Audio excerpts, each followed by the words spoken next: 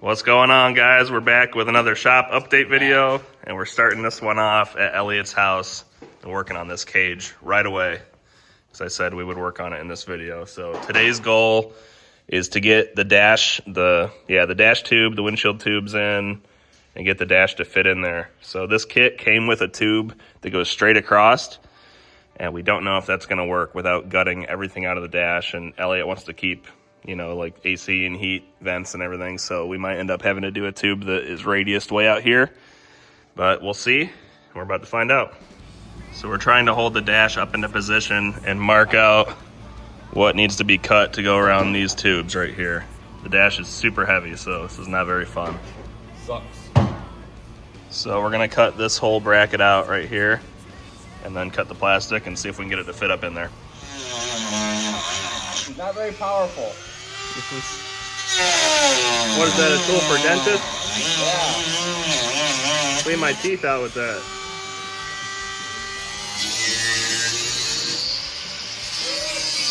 So we had to cut a lot of the plastic out to clear around the tube, and now we're having to cut some of this metal out to clear the tube as well.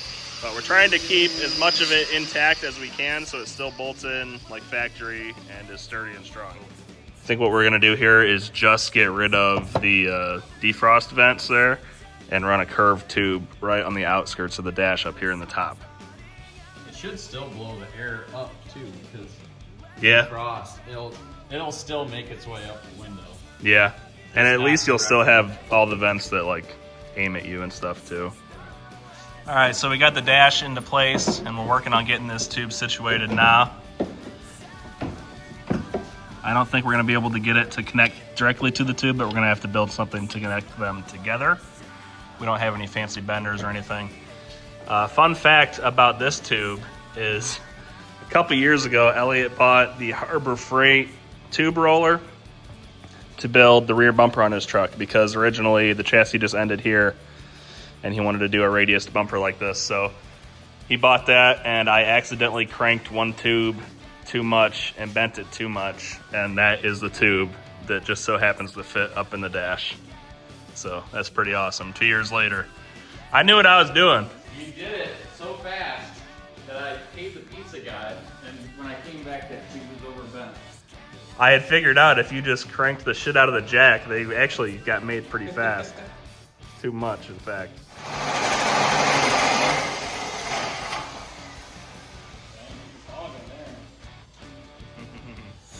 Show you guys, we just whipped these up real quick. So that is a pretty good fit right there. And I think we'll plate this and maybe do a gusset down here or something. It's not as strong as just connecting this straight to that tube, but we really don't have the tools to do that. So we're gonna make the best out of it one way or another. But I'm happy with how that tube fit and how it turned out. That's really cool. It went a lot easier than I thought it would.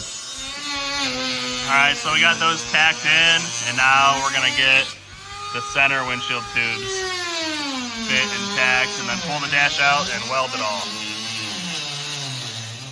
So we got all those tubes done and welded, and now Elliott is doing some arts and crafts and making some templates out of plating we're gonna weld the A-pillar tubes to the pillars, and then there's also gonna be plates that do the same thing to the B pillars, close all those gaps and everything. I just welded this panel in, now getting ready to get that one tacked in place and weld it as well. You can see we already got the one on the other side of the pillar on there, and I'll hop out of here and show you guys those too.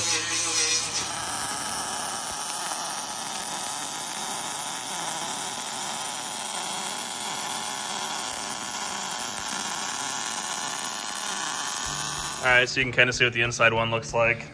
I'm gonna run over there because Elliott just said he put the weather stripping back on and it looked really good. Big fan.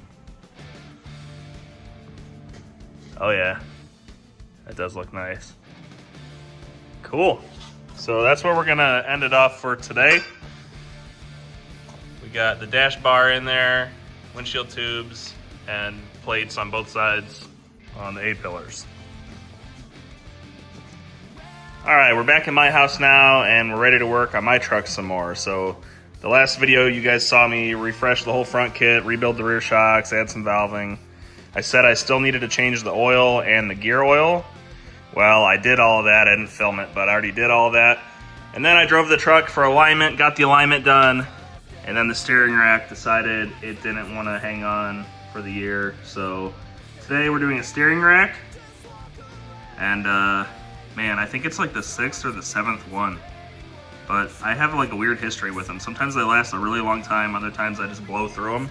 It's partially my fault because I never run boots on them, because I've tried to run boots and the bolt on the clevis always rips the boot open.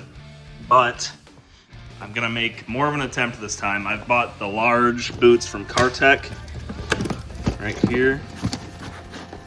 And Elliott has had these on his truck for I think 4 years and they've not ripped. So I'm putting those boots on this time. I'm gonna make a real effort to make this one last. This is from LKQ. I was getting them remanned from the parts store for a while and I had a warranty on them and that was nice, but I think one lasted a long time and then the warranty ran out and it's way cheaper to buy the LKQ ones and they also have a warranty, so let's get that in there. I told you integrating words, I showed you with the sense of it, I gave you every inch I could, but this is ignorant.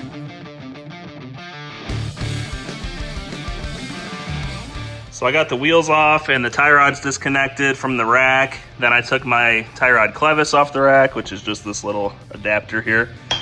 Now I'll crawl under here and get the steering shaft bolt out, which is right there. And then I'll get the lines off of this that run the fluid to it and the 2 bolts that hold it in, and out goes the old one and goes the new one. Simple as that.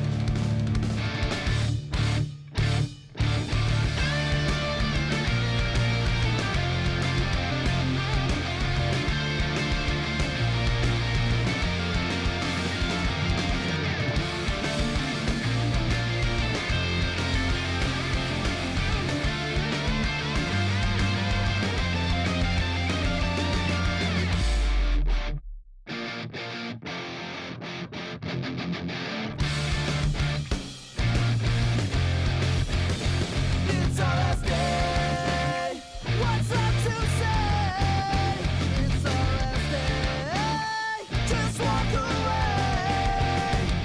I told you integrating words, I showed you. All right, I'm almost done going back together now. I ended up having to cut the length off the bolt for the boot to clear, but I think we're gonna end up in a good spot now.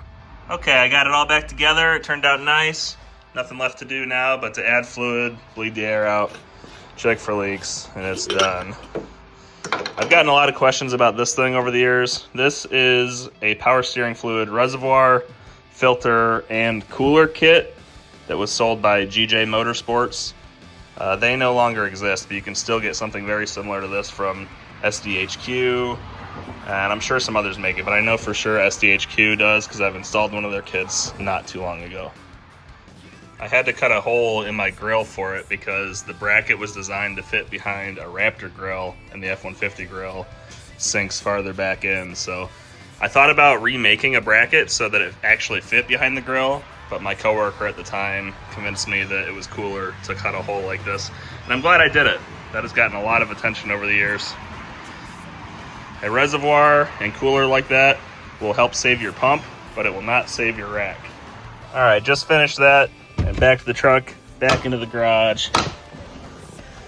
All right. That is something we're going to talk about in the next shop video. Another thing I'm really excited about is we're doing a third brake light.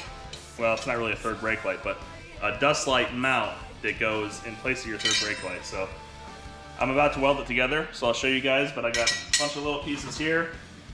Basically, there has been a few brands that that have been making the third brake lights for the Raptors and F150s for years now. And it holds, 2 or 3 Baja designs in it. Also has brake lines in it, lights in it. And what's different about this is there's no brake lights, so it just deletes your third brake light, and it holds 1 Baja designs.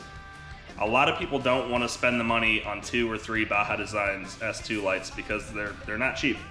And really, 1 is plenty. So for the hardcore off-road guys that just need a dust light, this is the mount for you, and it's going to be significantly cheaper than everything else on the market. Let's weld it up. All right, I want to show you guys what it looks like tacked together before I weld it. So we have a bunch of open corner joints to weld. This hole is going to be optional and sizable. You can pick what size that is. That's for putting a antenna in for a VHF radio. You can bolt your antenna through this thing too. And I think I'm going to sell these as a weld it yourself kit as well. So you can buy them assembled and welded, or you can buy all the plate pieces and weld it yourself. Let's get this thing welded together now. All right, these are really small open corner joints. So I have my welder a lot lower than what I normally do. And I'm just gonna try to whip through here quick and get a nice, visually pleasing weld that's even and consistent. Yeah, let's see what happens. I have a lot more experience welding tubing than I do plating, but let's do it.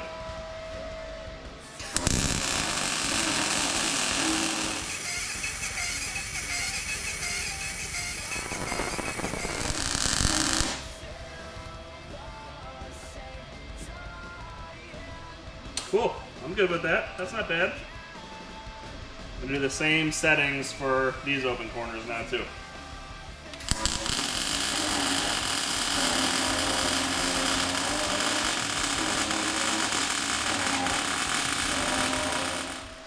Alright, so my settings for all of those open corner welds was 16.7 volts and 160 wire feed speed with 030 wire. I think that might be the lowest I've ever ran this machine. But, I mean, open corner 1/8 inch, it looks good, it turned out good. Now this one is not really open corner, it's more of a flat plate kind of butted up to it's almost like a T-joint. I think I'm gonna run 17.5 200.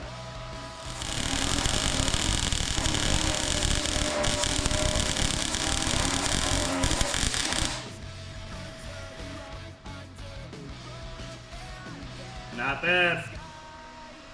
I'll get these settings more dialed in the more of these I make too. It's like the #1 thing about welding is, for me anyway, now that I've been doing it for so long, is just settings for every individual project. I'm pretty good at guessing what I'll need to do, but man, after you do a couple, it's a lot easier. So you can see, if you can see good, the open corners look really nice. That looks pretty good. Maybe could have been a little hotter to fill in a little better, but now we're gonna do that one. I gotta figure out what I'm gonna do with that one. All right, for this one, I'm gonna run 165 wire feed speed, 17 volts. Let's do it.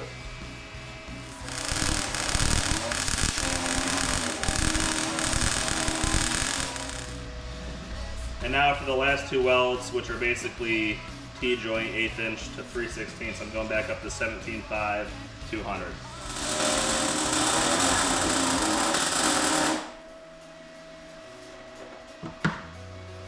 Not bad. Not bad, not bad. I think I could use a hair more wire feed speed though.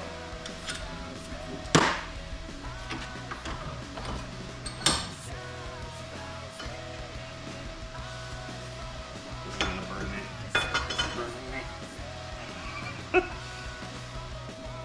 Alright, I'm pretty happy with all that. Now that I've done it, I can change my settings around a little bit, and the next one will turn out even better. This one doesn't really matter how it looks because it's for Elliotts. Oh, God. Alright guys, I'm going to cut this one right there, but I have more shop videos on the way. I'll be back over at Elliotts' house in just a couple days to work on his cage again, so there's more coming. Thank you guys for watching, and see you next time.